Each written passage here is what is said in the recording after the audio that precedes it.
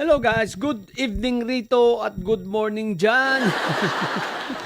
Ito pag-usapan lang natin ng mga bilisan uli. No? Follow up lang ito sa mga pinagsasabi nito ni The Goat, no? Si Robin Padilla, yung tatanga-tanga, na ang trabaho raw nila ay ang mag-oppose, syempre opposition di ba? Di ba? Mag-oppose at the same time, pati itong impeachment, ano daw, mag-o-oppose daw sila.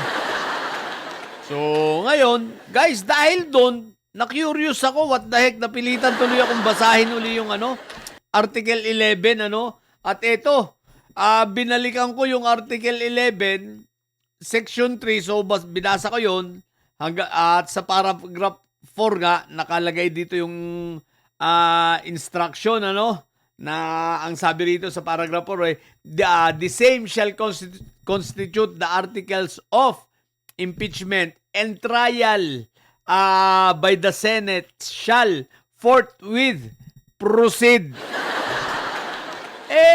So, kahit pa ikot-ikutin mo ang ating konstitusyon, parang wala naman akong nabasa ron na pwede silang mag-oppose. At pwede nilang hindi tanggapin na anong tawag dito? Wag ituloy.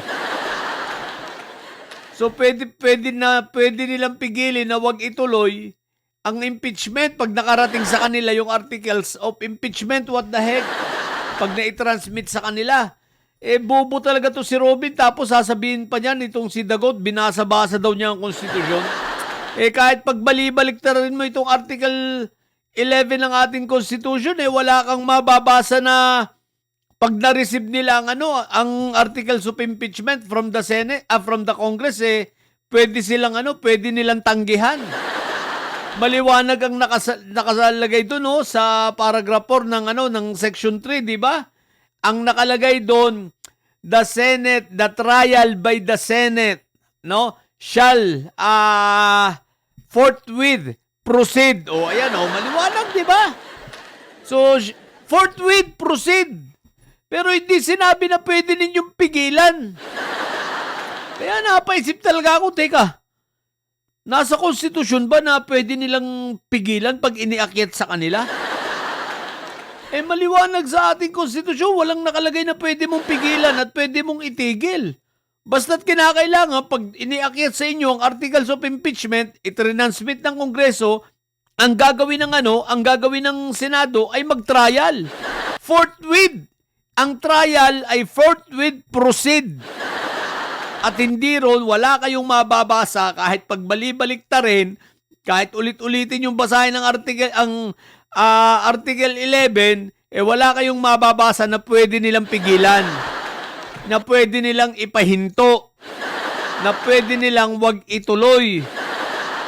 Maliwanag ang sinasabi ng konstitusyon, pag na-transmit sa kanila, sisimulan nila ang trial forthwith.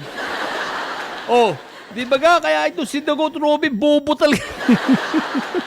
Napakayabang pa, binasa daw niya ang konstitusyon, what the heck? Baka naman script ang binasa mo. Hindi ang konstitusyon. Di ba? Maaring script siguro. Hindi naman ito pelikula. What the heck ko? Tarantado talaga Tapos dahil opposition daw sila, yun daw ang trabaho nila. Pati impeachment dinama yung putik na yan, di ba? Siraulo talaga, Ayun lang. What the heck? Sa mga bobong didili siya na kagaya nito ni Dagot, manatili kayong mga bobo na nyo. Siraulo talaga, hinayupak na yan, manatili kayong bobo sapagkat ang bobo ay laging high blood. Kaya lagi kayong high blood, Bye!